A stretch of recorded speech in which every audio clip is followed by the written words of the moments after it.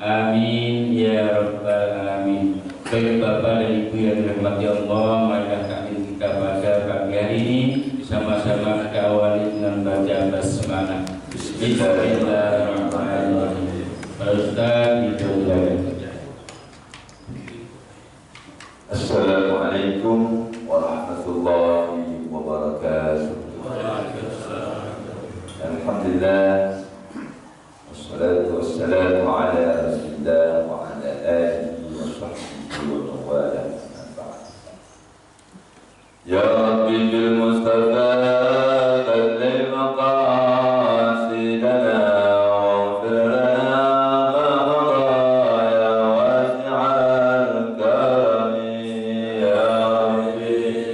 Ya Rabbi balligh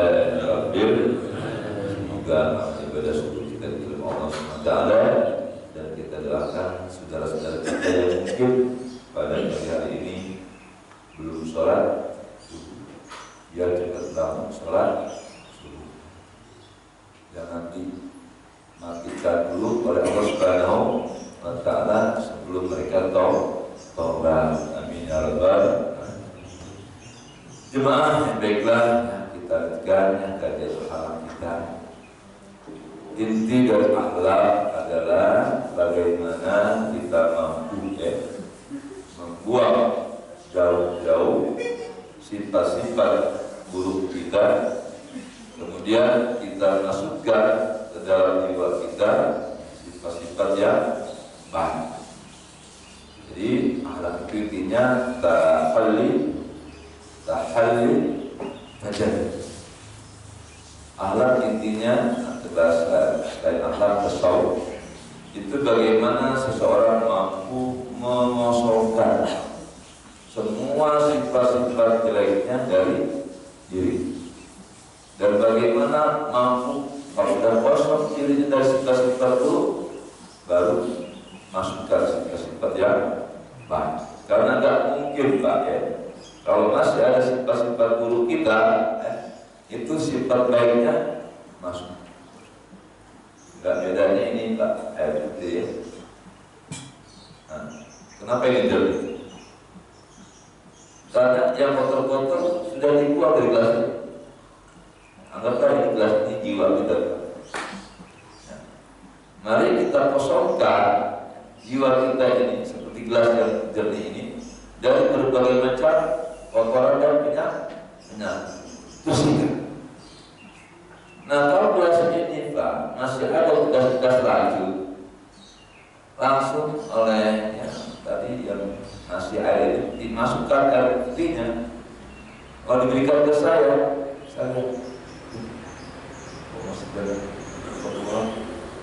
langsung masukin aja air masuk. Jadi jiwa perfect seperti ini, benih jangan sampai nempel satu titik pun kotor. Bersihkan, baru masukkan airnya putih yang sehat. Enak, soalnya kalau bersih gini minumnya. Alhamdulillah, mampu dari kita membuat jiwa kita ini berikan gelas yang jernih. Yang kita yakin bahwa dalam gelas ini tidak ada kuman satu. Tidak ada kotoran. Nah, kalau sudah sifat-sifat buruk itu keluar dari diri kita, apakah itu kemusyrikan, kekufuran, kemunafikan, kesombongan, hasud, iri hati, dengki, malas, pelit, apalagi sifat jelek kita serakah, dendam, apalagi dongkol, apalagi jelek keluarin ya, kesal sama orang, apalagi sombong, apalagi yang sering nempel sama diri kita bahasa lain, apa? Kasar. Ayo Bapak Ibu jelek-jelek kosongan. Minimal kita tahu deh yang jelek-jelek dalam diri kita ya. Dengki. Ayo terus. Iri udah tadi. Marah. Ayo bareng. Gibah. Namimah. Nah, itu kita tahu yang jelek. Yang khawatirnya Pak, ada seorang manusia nggak tahu itu jelek. Yang kesiannya nggak tahu di dalam gelasnya ada racun atau kotor karena ketidaktahuannya enak aja membantu kita Pak, nyambil air buat kita masih ada bekas bir buang aja langsung saja. Jadi kadang-kadang seseorang itu berbuat kejahatan atau melakukan sifat-sifat yang buruk bisa jadi karena ketidaktahuan. Apa itu marah, apa itu hasud, apa itu dengki, apa itu ghibah, apa itu nemedar. Karena tidak tahunya seakan-akan dia tidak berbuat dosa. Nah, makanya apa? Dalam beragama harus atas dasar ilmu. Fungsi ilmu apa? Untuk membedakan mana yang baik, mana yang buruk. Nah sekarang Bapak Ibu coba, seorang baik, dia tahu nggak bedanya antara baik dan buruk? Belum kan? Ya, karena belum ada ilmu. Nah berarti kita ini tidak akan mampu menghilangkan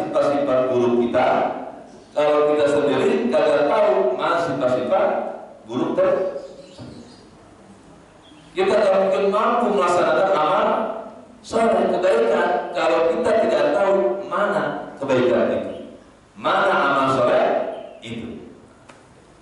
Sekarang kan mari kita gali ya, mana akhlak-akhlak mazmumah, mana akhlak-akhlak mahmudah. Semuanya itu adalah akhlak-akhlak Allah Subhanahu wa Ta'ala. Kata Nabi, "Takhallaqu bi akhlaqillah." Wahai manusia, berakhlaklah kalian dengan akhlak Allah Subhanahu wa Ta'ala. Mana akhlak Allah? Ya, Al-Qur'an. Berupa perintah dan larangan. Yang semuanya itu benar-benar sudah dipraktekkan oleh Nabi kita Muhammad sallallahu alaihi wasallam. Jadi kalau kepengen kita berakhlak dengan akhlak Allah, ikuti akhlaknya Nabi kita Muhammad sallallahu alaihi wasallam. Di mana adanya? Dalam Al-Qur'an dan hadis-hadis Nabi kita Muhammad sallallahu alaihi wasallam. Karena kita tidak ketemu Nabi Muhammad, bagaimana caranya? Contoh para alim ulama yang memahami Al-Quran dan hadis-hadis Nabi kita Muhammad sallallahu alaihi wasallam.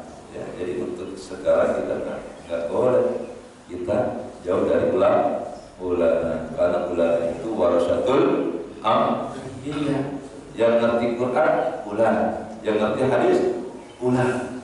Terus dia dapat dari guru-gurunya terus sampai hari dia. Termasuk saya sedikit ilmu agama yang saya miliki, Pak. Itu tuh saya dapat dari guru saya ulama. Guru saya tuh ngaji ulama, gurunya itu sampai tabi'in, sampai tabi'in, sampai sahabat sampai Nabi kita Muhammad sallallahu alaihi wasallam. Inilah dan Islam ya, ilmu itu Pak. Turunnya jelas. Ada sanadnya. Al-Quran dari zaman Nabi sampai sekarang satu huruf pun kagak ada berubah. Karena Allah janji, Inna nahnu nadzikra wa inna lahu. Aku yang akan jaga Al-Quran lewat hamba-hambanya yang beriman. Sekarang banyak Quran 7 tahun hamba Quran. Nah, susah ya. Orang kafir mau nyetak Quran yang pasti ketahuan Pak. Karena Pak, Allah akan jaga tuh lewat penghafal Quran. Jangankan orang tua, anak-anak kecil aja sekarang sudah banyak yang hafal Quran. Itu dalam apa? Menjaga keaslian Al-Quran. Kalau cuma kita ajar kita bapak asli dari zaman Nabi Muhammad sampai hari terus Pak setiap tahun setiap 100 tahun abadnya. Satu abadnya itu pasti ada pembahas, ada orang yang benar-benar ya membela Islam yang sudah tidak takut lagi dengan kematian. Itu setiap 100 tahun Pak ada tokoh-tokoh Islam. Ya, kita kenal ya, Nabi meninggal, para sahabat yang empat. Kemudian Abdul Aziz, khalifah yang jujur. Kemudian terus ya para imam Syafi'i, Imam Ahmad, Imam Hanafi Al-Bani, kemudian Al-Ghazali, ya Imam Nawawi, sampai sekarang banyak tokoh-tokoh Islam yang terus ya membela agama Allah Subhanahu wa Ta'ala, baik dengan hartanya bahkan dengan nyawa. Itu kita pun harus seperti itu Pak. Karena kalau kita nggak ikut ambil Pak dalam perjuangan agama, mau ngapain hidup deh? Ayo Bapak Ibu, kalau Bapak Ibu hidupnya hanya untuk ya, makan, minum, tidur, kawin, lebih baik mati aja. Benar nggak bernilai? Ya usia kita kan sudah 60 ya, anggaplah sampai dengan Nabi nanti 3 tahun lagi Pak, Bapak Ibu makan, minum, tidur, kawin. Itu pun sudah yang satu kali di jalan dia. Tidur pun sudah susah. Makan pun ini kagak boleh, itu kagak. Apa jalanin? Kalau bukan untuk membela agama Allah Subhanahu wa Ta'ala. Benarnya punya anak, Bapak Ibu, kalau hanya main HP aja, dengan doa itu anak biar mati duluan. Benar benar, misalnya orang tua berapa capek-capek nyari nafkah buat anak-anaknya, sembahyang kagak, ngaji kagak, makan di pusat, jajan-jajan ke mall, nyanyi-nyanyi, joget-joget, pulang pada sholat, kata-kata. Hidup sudah nggak lama lagi Pak ya, kita cepet-cepet ya. Wabadiru bil amali salihat, cepat beramal soleh karena kematian dekat banget. Ya Allah, saya aja punya anak buah Pak, sebagai kepala dakwah, anak buah saya umur 40 tahun meninggal. Itu hanya kesalahan apanya, emahnya langsung dalam sakit meninggal tak malu. Ya Allah, dalam hati saya 47, ya kan, 10 ya Allah, 40 di luar iman saya. Makanya aksiru min dzikri hadhil ladzat ayat maut, wahai manusia, banyakilah ingat-ingat kematian supaya kamu semangat beramal soleh dan gampang meninggalkan kemaksiatan. Hanya kematian kan yang bikin kita takut loh ya. Benar. Hanya kematian yang bikin kita mau sujud. Ya Allah, gimana ini tahunnya selalu meninggal ya. Cepat ya, mau sholat kita. Orang mau ingat mati Pak, kebakar mau berbuat dosa, takut. Ya Allah, gimana nih? Kalau ada lagi korupsi, kita obat ya, ada KPK, mati ini tuh, ingetin suamimu, jangan korupsi. Bil, ingat mati. Apakah kamu tahu, Bil? Udah tersohor, tertangkap OTT. Hukumannya 20 tahun penjara. Ya Allah, jangan mati di penjara ya. Ayo Pak, si nafsu mesti Pak, nafsu kita itu pengennya apa? Hidup selama-lamanya, punya penghasilan yang banyak, dengan uang yang banyak, makan yang enak, minum yang segar, tidur yang nyenyak, kawin dengan wanita yang cantik. Itu nafsu kita Pak. Padahal kenyataannya Pak, banyak yang lagi terlaksana ya. Kepengen kaya, kenyataannya utang banyak. Ya Pak, kepengen makan yang enak, cek dokter, kolesterol 300 nggak boleh, sate nggak boleh, durian nggak boleh, stres Coca-Cola nggak boleh. Tuh Pak, nafsu mau pengen. Ayo, apa yang dibanggakan dan tentang dunia ini apa? Makanan apa yang belum pernah kita makan Pak? Ayo, makanan apa? Saya usia 47 tahun Pak, udah bosan makan makanan enak. Saya pernah nikah di Carlton Pak, nginepin Armstrong Jenderal. Nah, pas malamnya saya apa? Saya telepon ke restoran di Carlton. Mbak, tolong kirim nasi goreng. Ya Allah, nasi goreng sampai Pak. Bapak, ini mau langsung bayar berapa? Mbak, 500.000. Ya Allah, nasi goreng 500.000. Padahal sama-sama nasi goreng. Kalau dipikir jalan saya 10.000 udah kenyang. Tuh 500.000 nasi goreng. Dimakan sama-sama juga. Hanya apa? Prestis. Disebut kartu, saya cerita ke bini saya, berapa nih satu, jadinya 500.000, kenapa nggak ditanya apa nih, buat satu kalau mobil kan? Ya sekalian aja lah, kalau bapak ibu hanya mencari dunia, kecewa Pak. Mencari makan apa yang perlu kita makan?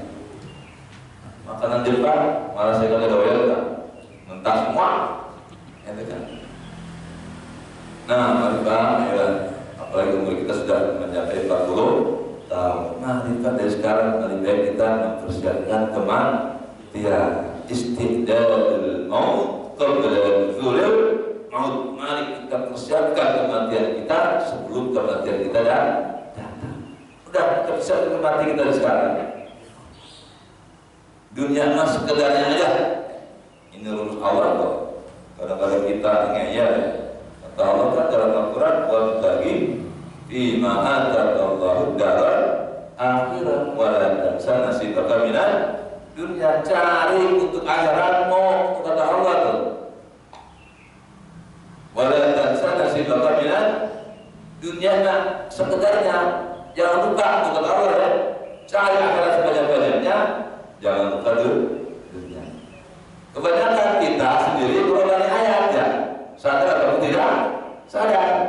Ayatnya sih kalau berubah, tapi perilakunya dirubah. Kata Allah, kejar akhiratmu, karena itu yang bakal ada di dunia sekedarnya saja. Kenyataannya apa? Umat Islam kejar dunia sebanyak-banyaknya, akhirat jangan lupa. Kita kayak yang jangan kita orangnya ya, jangan orang itu kita. Wah, kalau ada duit dari jam 6 pagi sampai jam 6 sore, gak ada alasan capek. Kenapa pas panggilan hayya 'alas shalah ada masjid di pinggir mata? Deh, sholat, ada pengajian seru. Rumah, capek. Bisa mau ke kantor, bisa ada rapat. Ayo kita ada salah satu kerja. Aneh. Kalau dipanggil atasan, cepet. Lurah dipanggil gubernur, dia satu malam dia bangun. Apalagi musim hujan banjir gini kan, kata Pak Anies, Pak Lurah, Angkara tenang, tolong itu di komplek Barata menggenang banjir 3 meter, tolong dipantau. Iya Pak, agak ada Pak, kamu mau saja nggak ada. Walaupun lagi tidur sama istrinya, kamu betul saya datang ke komplek Barata tadi. Gue Pak Lurah satu malam berangkat. Kenapa? Takut sama gubernur. Ketika yang manggil yang kita itu betul, Allah Subhanahu wa Ta'ala, ya 'alas shalah.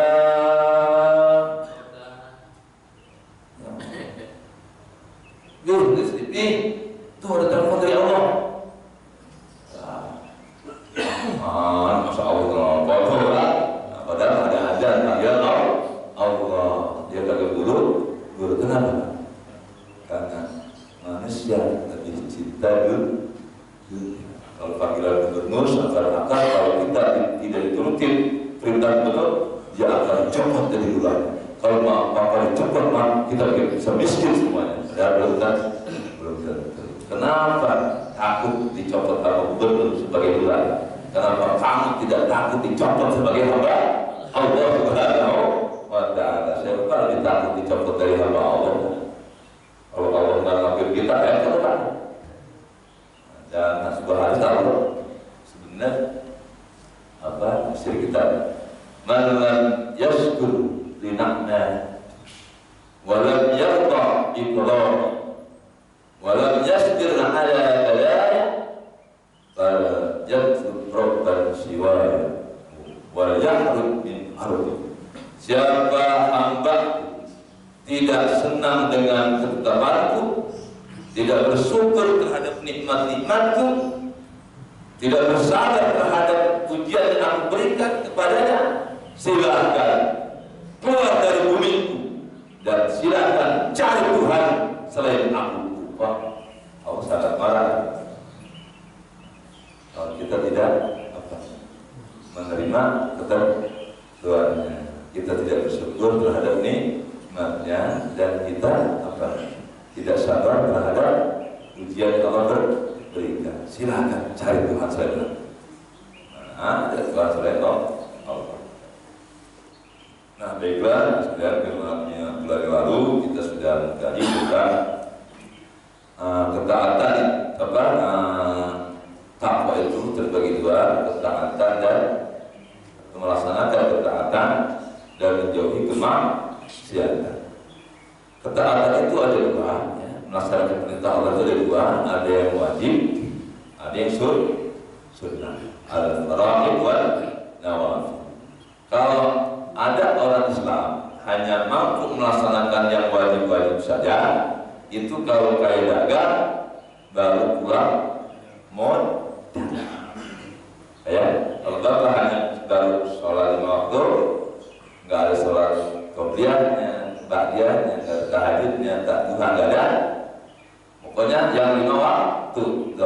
asar, maghrib, isya, subuh. Itu aja. Itu sudah cocok. Tapi belum dapat untung. Baru pulang modal. Puasa hanya Ramadan aja. Senin Kamis kagak pernah. Ada lupa orang Islam Senin Kamis kagak pernah. Yang penting apa? Bulan Ramadan saja. Itu juga masih cakep. Pulang modal. Haji baru sekali-sekalinya, ya. Kemudian zakat pun enggak ditambahin. Punya dia 1 miliar, setahun berputar, jika dapatnya 25 juta, udah gak ada nambah lagi, nggak mau impas sudah yang lainnya, udah pulang modal. Jadi sadarnya sudah puasanya apa soalnya 5 waktu, puasanya Ramadan aja, kemudian hajinya sekali aja, zakatnya hanya 2,5% saja, itu baru pulang modal. Kalau kaya pembantu Pak, itu pembantu benar-benar hanya kata kita, Bang, kamu kerja di rumah saya sebagai pembantu, tolong ya, yang penting kamu masak, nyuci, ngepel, dan itu aja, tugas kamu gosong. Itu kan pembantu yang melaksanakan apa yang kita perintah aja, bercakap dia. Nah, tapi kalau ada pembantu kita, Pak, Bapak pengen makan nasi padang, Mbak mau nggak beliin saya nasi padang? Atau mau? Pak, itu bukan tugas saya. Ya, saya kan kata Bapak tadi hanya ngepel, nyuci, gosok, masak. Pak, tugas saya. Kenapa Bapak harus saya nasi padang? Oh iya ya, dan benar Pak, pembantu benar melaksanakan kewajiban. Tapi kalau ada pembantu menawarkan, Bapak mobil apa? Jadi Bapak, ya Allah, senang gak Pak? Nah, jadi yang bikin senang itu Pak, bukan sekedar melaksanakan kewajiban. Kalau hanya melaksanakan kewajiban, itu hanya apa? Menggugurkan kewajiban. Semangat tuh dari siksa. Nah, yang cakap itu bagaimana kita kepada Allah bukan hanya sekedar melaksanakan kewajiban kita kepada Allah, tapi bagaimana supaya kita disenangi oleh Allah Subhanahu wa Ta'ala. Ini akhlaknya ya, akhlak baru itu ya. Kalau fikih kan yang penting apa? Syarat rukunnya kalau penuhi, ya sholat 5 waktu dah wajib, nggak sholat yang lain pun nggak apa. Puasa yang penting puasa Ramadan dan nggak pernah Senin Kamis pun nggak apa. Haji yang penting sekali, nggak apa-apa, cukup gugur kewajiban. Nah, kalau pengen dapat cinta Allah, ya laksanakanlah hal yang sunnah. Nah, sunnah yang kita kerjakan itu namanya apa? An-nawafil. Itu adalah ar-ribhu, keuntungan. Nah, kalau pengen untung di akhirat, jangan cukup hanya melaksanakan kewajiban, tapi perbanyaklah amalan-amalan sunnah. Wa la tasil ayyuha qalib ila al-qiyam bi awamirillah illa bi muraqabati qalbik wa jawarihik. Seseorang tidak akan mampu melaksanakan perintah Allah yang wajib-wajib, apalagi yang sunnah, kecuali ya, orang itu senantiasa bimuraqabati qalbihi wa jawarihi.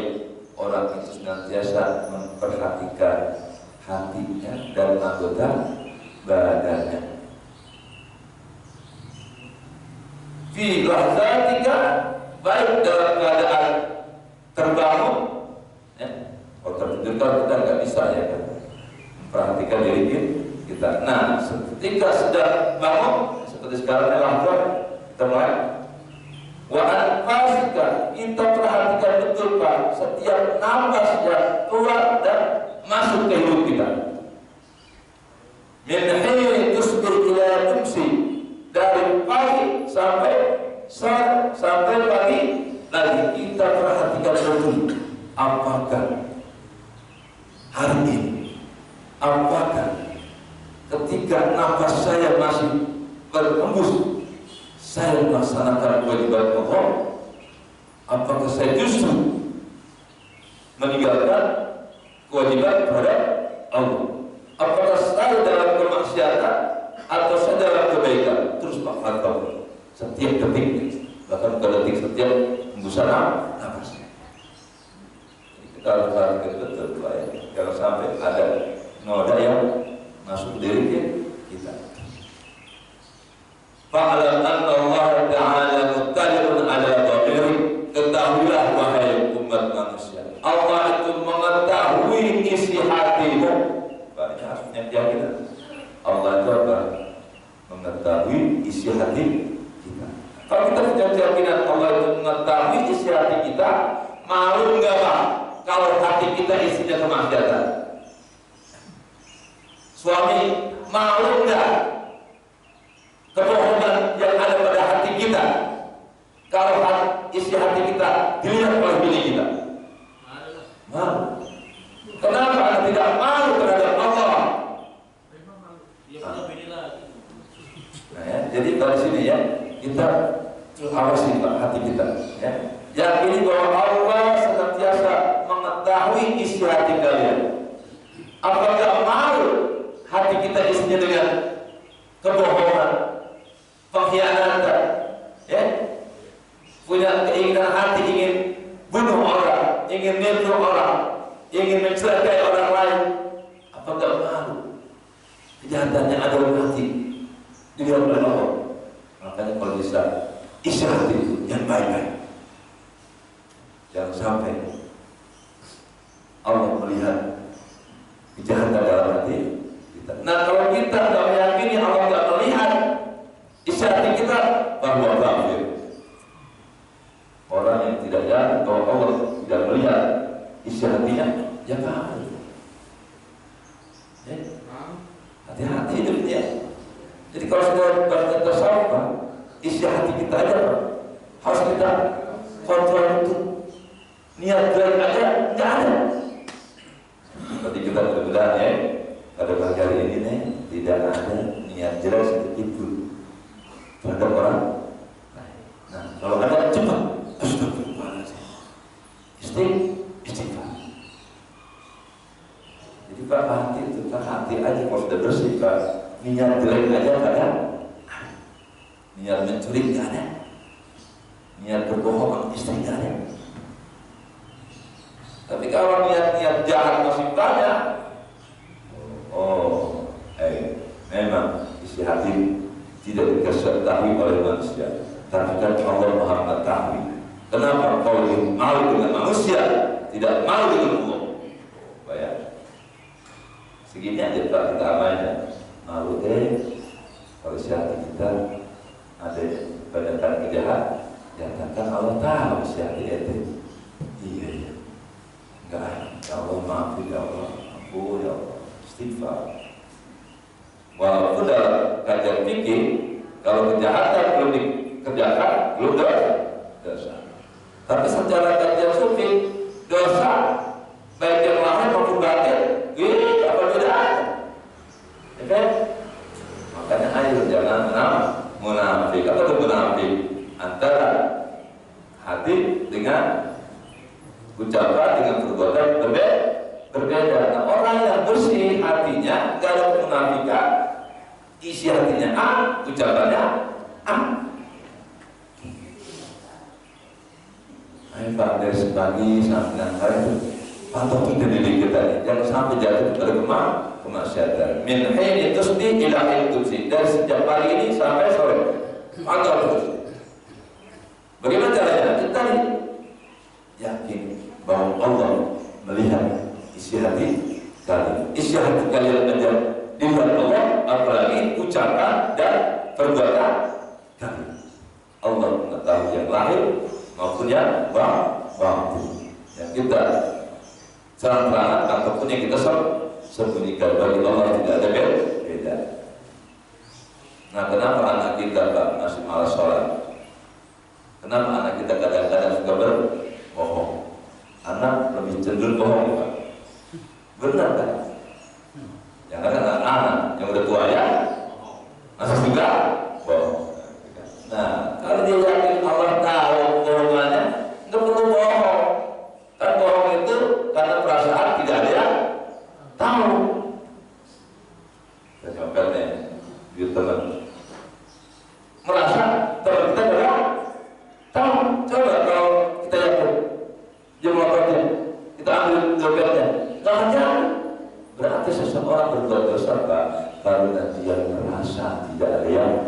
mengawasi.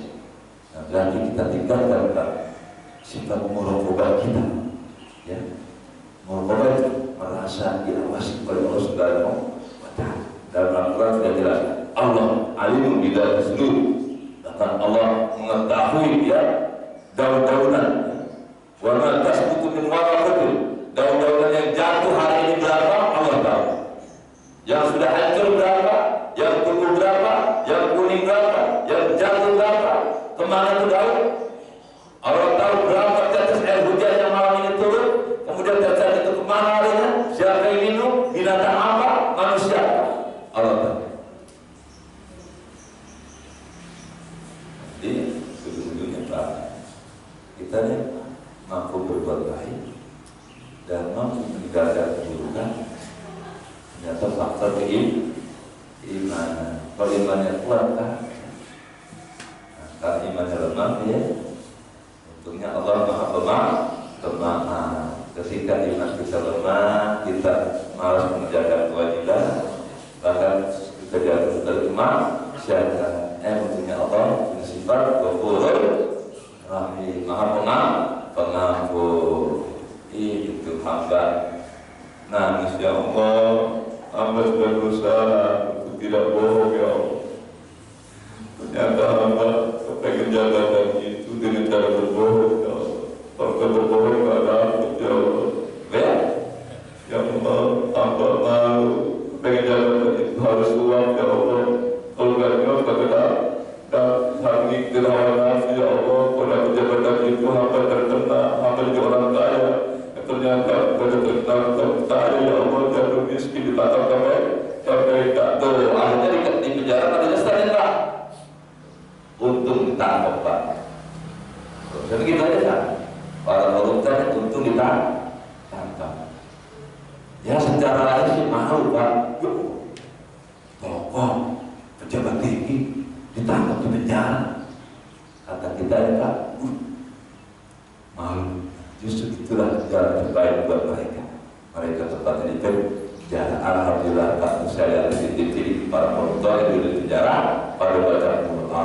Alhamdulillah pada sholat tahajud. Nah, tinggal bapak-bapak mau baca Qurannya setelah di penjara.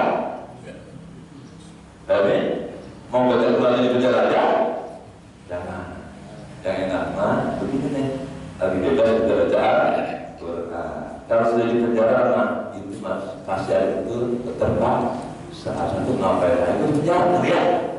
Makanya hal yang paling banyak pahala itu kan jangan berdasar kesadaran lagi kaya baca Quran, lagi sehat baca Quran itu. Kalau disakit kan ya udah. Allah, selama sehat nggak pernah baca Quran itu udah sakit. Udah belum seraja, udah sakit. Wa musyrikun ala jahil. Allah pun melihat ya lahiriah Anda, batinnya kelihatan, lahirnya pun ya kelihatan. Jangan dibedakan antara yang lahir dengan yang batin. Kalau kita hanya yakin Allah melihat perbuatan lahir kita, tapi amnesia hati kita bilang Allah tidak tahu, bahwa kafir. Kan Allah sebuah sifatnya apa? Maha mengetahui. Kalau sifat Allah tak dibuat satu aja, jatuh kepada kekufuran. Allah wajib mengetahui. Kalau ada umat Islam bilang Allah tidak tahu, ya, berarti belum beriman kepada Allah.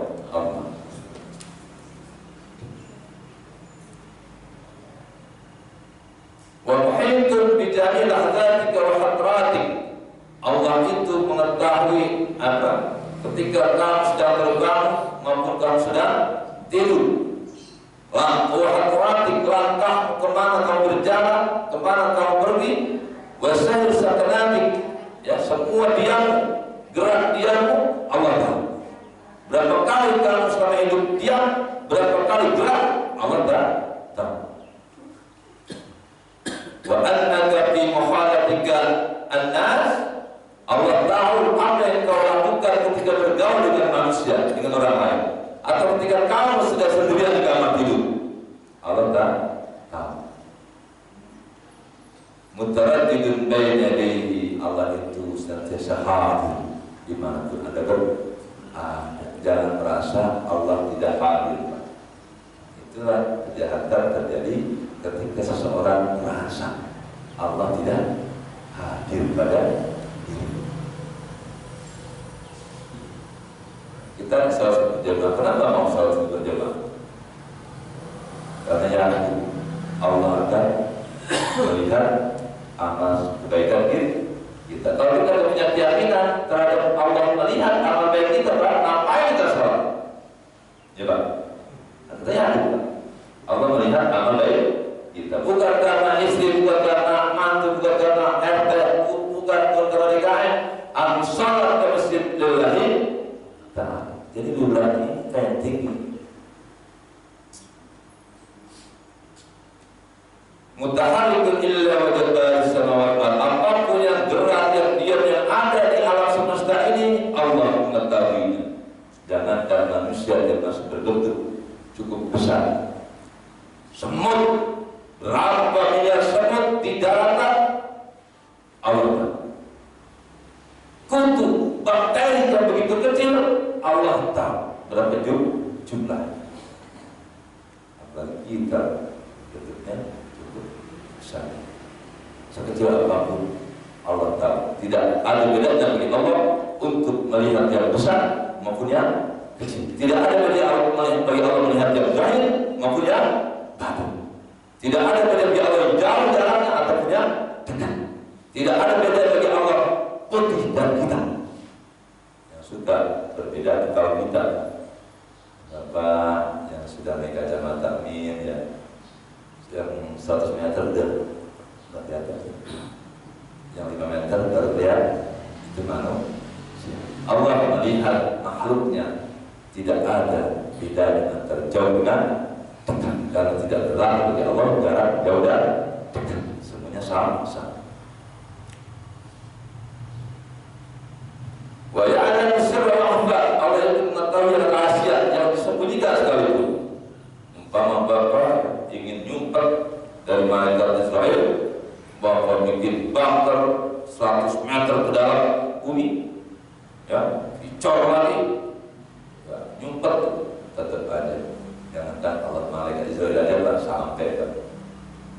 Malaikat nggak ngaruh tembok sebesar apapun. Tembok yang kita di dalam belajar 1000 tebalnya meter bahkan tetap malaikat akan sampai ke dalam bahkan itu.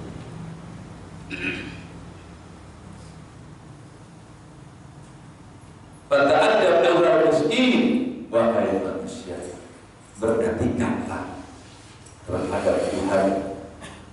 Zahir wadah tidak lahir nanti jangan bertakwa yang lahiriah saja percuma. Kita harus mampu bertakwa kepada Allah lahir nanti terang-terangan maupun sembunyi.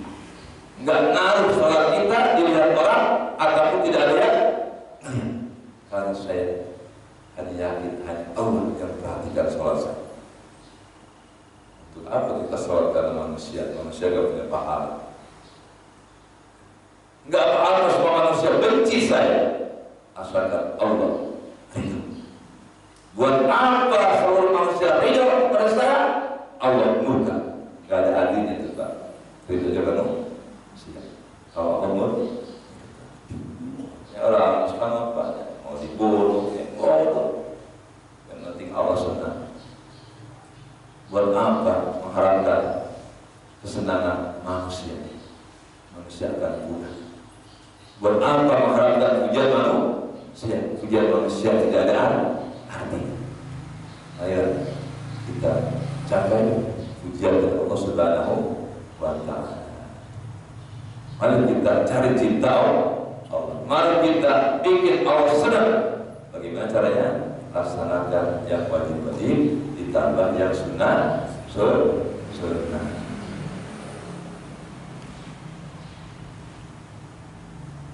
Bainillah ta'adda bil-'abdi ad-dalil fi hadil marjil jabbar. Ada wanita kita bersikap kepada Allah Tuhan kita itu seperti seorang hamba sahaya terhadap majikannya. Lihat tuh, kalau kadang-kadang hamba sahaya pembantu. Lihat tuh, malah kita bersikap seperti pembantu terhadap majikan kita. Nah, ya Pak, ini Pak nggak ada apa-apa pakai bulan. Enam lagi kan, ibunya lagi kerasa majikannya. Nah, pada itu lagi kan, ketiganya Pak, ya Bu, ada akhirnya. Nah, jadi pusing, tolongnya dicuti. Padahal itu lagi lengkap Pak. Itu kan kewajiban juga ya. Tapi ketika majikan, nah, jadi pusing, tolong begitu. Iya Bu, ini ngapain ketiganya Bu? Langsung dia pijitin majikan. Sudah Bu, jangan ngepel lagi. Lagi ngepel anaknya majikan. Mbak, antara aku ngepel benar. Itu ngepelnya tuh ditinggalkan, kita ingin majikan. Bu, ini saya ngepel tapi si siapa namanya orang kaya. Kemudian kan kayak nggak pantas ya. Nah, siapa? Rafi. Bu, dia Rafi kayak dia berbina. Tapi sering kayak sudah ini antara Rafi dulu tuh gitu kan. Jadi kita kan, mari kita ikuti apa? Kemauan Allah. Jangan kemauan diri kita. Ingat juga tidak kemauan kan hakikatnya. Tapi karena dia statusnya hamba, harus mengikuti kemauan majikan. Kita kalau pengen jadi hamba Allah, kita ikuti keinginan Allah Subhanahu wa Ta'ala seberat apa. Walaupun itu harus meminta nyawa. Allah sudah minta, wajahidu bi amwalikum wa anfusikum fi sabilillah. Berjuanglah kalian hayat Islam dengan harta dan nyawa. Kalau sudah memang nanti komando jihad sudah dikomandokan oleh pemimpin Islam. Sebagaimana zaman Belanda itu ya, hari-hari Surabaya oleh jihad untuk mengusir penjajah. Udah semuanya ada pada muncul dari gunung turun. Allah siap mengorbankan nyawa sekali itu. Kenapa? Allah yang minta. Allah majikan minta, Allah yang ngepel, tinggal ngepelnya. Nah, antara dulu ke sekolah ya. Iya Bu, nggak ada keinginan. Ibu gimana sih? Saya nggak ngepel Bu, nggak suruh antara anak ibu, nggak ada. Iya Bu, maka tinggal. Lakulah, maka nah, maaf ya, ini udah siang, nggak usah ngepel. Kamu bikin ibu aja masakan, gorengannya. Iya Bu, akhirnya tambah ngepel. Itu tak ada jawab, tak ada ngepel pun kenapa? Ikutin majikan. Jadi tak jangan ikuti kemauan kita, tapi ikutilah kemauan Allah Subhanahu wa Ta'ala. Sedangkan kita bersikap seperti itu terhadap Allah, kebanyakan kita masih cenderung ikutin hawa nafsu kita, masih berat disuruh Allah. Kenapa? Belum tenang, gitu ya? Itu kenapa pembantu dengan ringannya melaksanakan kita majikan. Kenapa? Satu, dia tahu siapa saya dan siapa majikan saya. Kalau saya sebagai pembantu membangkang, berapa bisa dipecat saya, jadi takut. Jadi seorang pembantu mau melaksanakan perintah majikannya, satu karena takut. Nah, kalau karena takut Pak, ini tidak bahagia, terpaksa. Makanya jadilah hamba Allah yang melaksanakan perintah Allah dan menjauhi larangan Allah bukan karena takut, karena cinta kepada Allah Subhanahu wa Ta'ala. Beda kalau pembantu mengerjakan apapun yang diperintahkan oleh majikannya karena takut tidak digaji, ya kan? Takut diusir, takut dipecat. Sama orang Islam pun ada yang sholat karena takut neraka, benar? Ya. Tuh. Jadi tergantung level makom ya Pak. Kalau makom pokoknya pembantu atau hamba saya itu dia melaksanakan perintah karena rasa takut. Tapi kalau dengan sang kekasih bukan dasarnya rasa takut, apa? Cinta. Kenapa sang pacar ketika kekasihnya menelpon jam 1 malam, bisa nggak rumah aku sekarang? Kan besok kan kita mau nikah, tapi belum ada ini, aku ada kurang buat nikah besok. Tuh. Langsung, ya saya rasa cinta. Wah, pergi kan? Rasa cinta. Jadi ibadah itu nanti maksudnya ada yang karena takut, hawa namanya, ada yang mahabbah cinta. Kalau bisa Pak, kita ibadah pada Allah atas dasar mahabbah karena cinta kepada Allah Subhanahu wa Ta'ala. Kalau rasa hawa masih beban, capek Pak, kalau kita sholat masih jadi beban.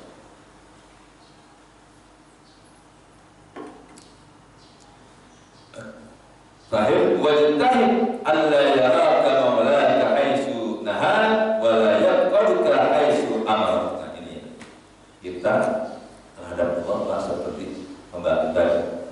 Jangan sampai seorang pembantu itu Pak nggak ada ketika majikannya mau ngasih perintah. Itu pembantu bangga pas majikannya punya perintah jangan ada. Tolong kosong. Wah ini enggak ada. Ketika majikannya mau perintah, ini baru ada. Pasti marah majikan. Wala yaqaduka haitsu amara. Alla yaraka maulaka haitsu nahan wala yaqaduka haitsu amara.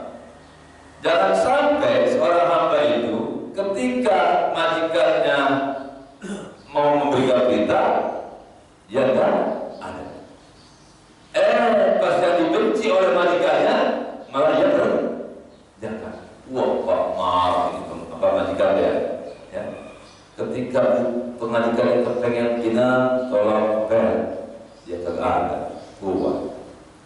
Ketika majikan melarang, malah lakukan ini.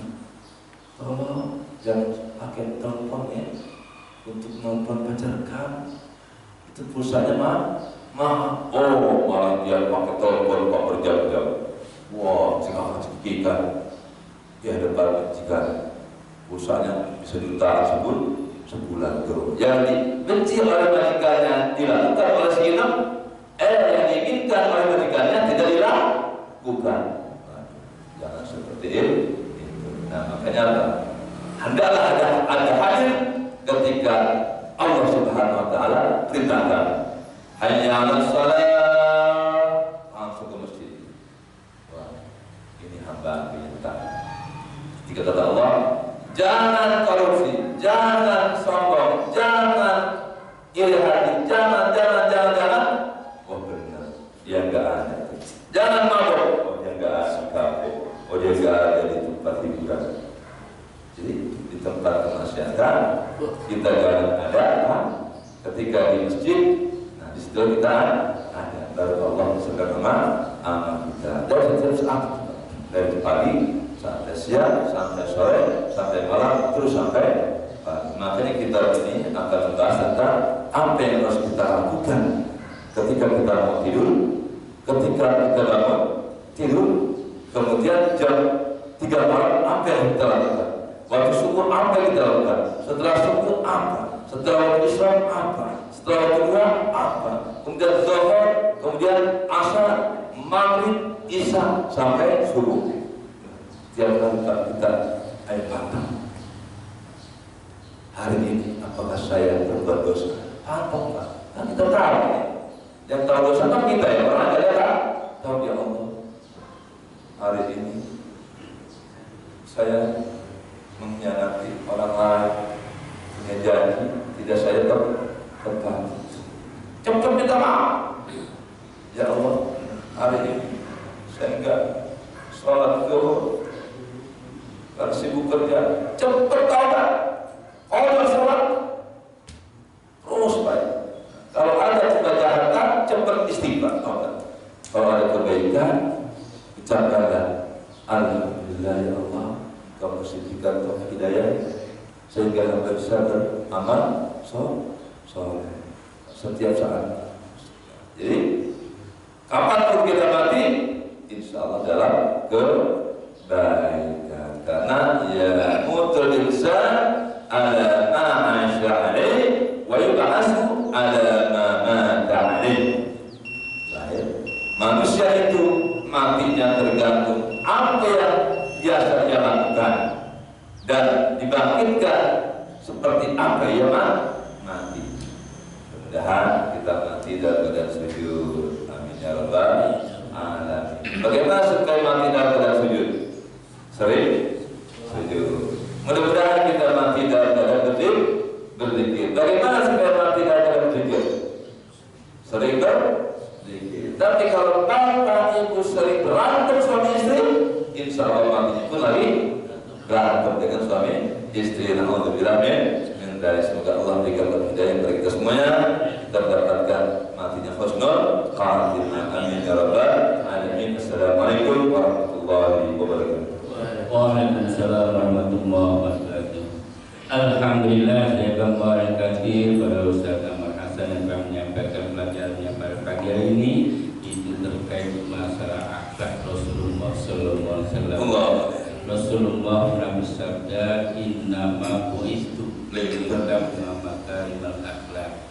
Sesungguhnya aku diutus di muka bumi ini adalah untuk menyempurnakan akhlak manusia. Mudah-mudahan kita semua dapat mengikuti semua Rasulullah SAW. Barangkali ada pertanyaan dari Bapak dulu dan ada. Ada? Ada? Ya. Langsung nanti apa?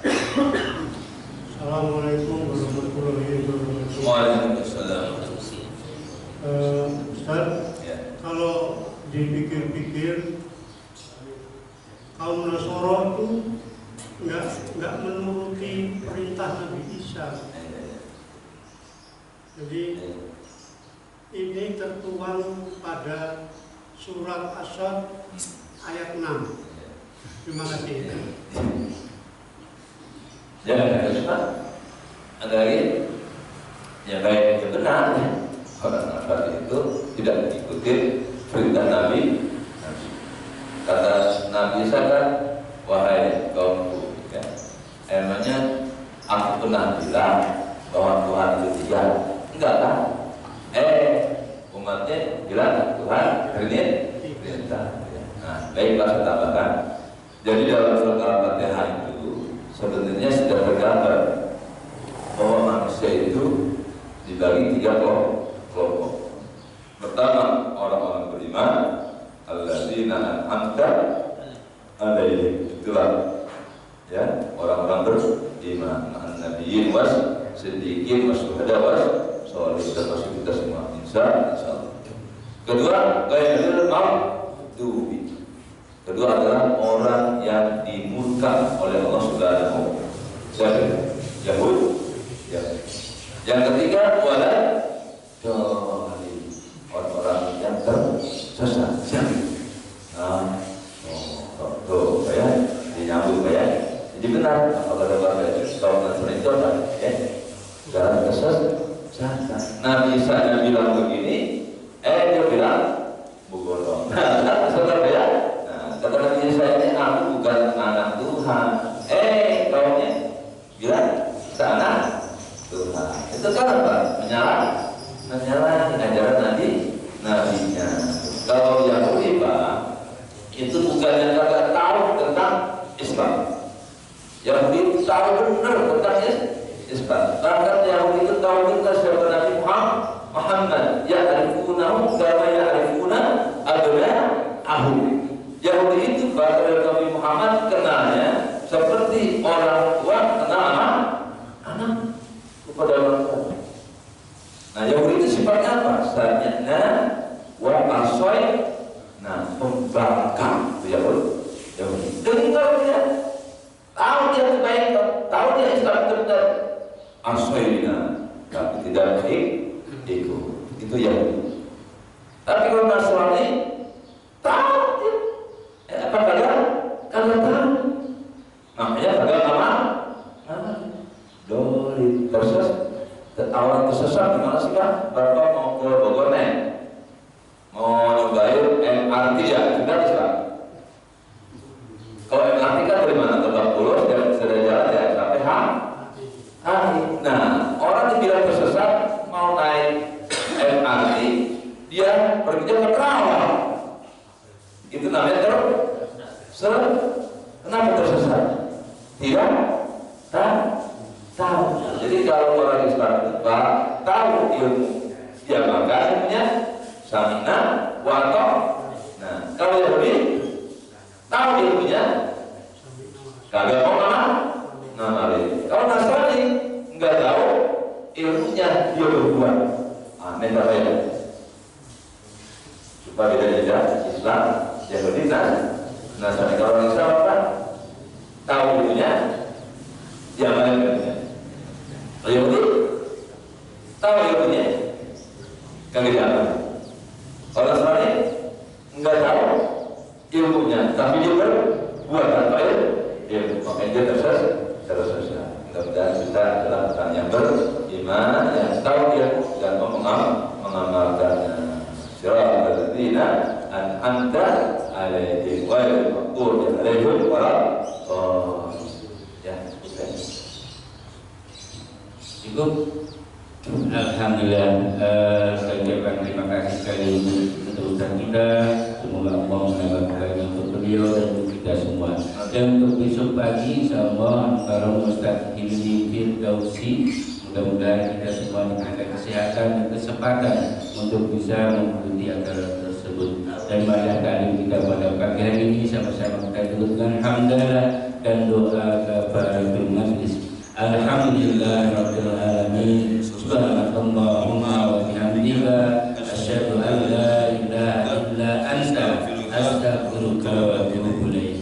Wa billahi taufiq wal hidayah. Wassalamualaikum warahmatullahi wabarakatuh. Waalaikumsalam warahmatullahi wabarakatuh. Sallallahu ala Muhammad. Wah, puasa ya besok sih udah kan ketemu lagi. Tapi teman puasa karena saya ada acara. Ya, mohon maaf ya. Selamat Ramadan. Ya, sehat.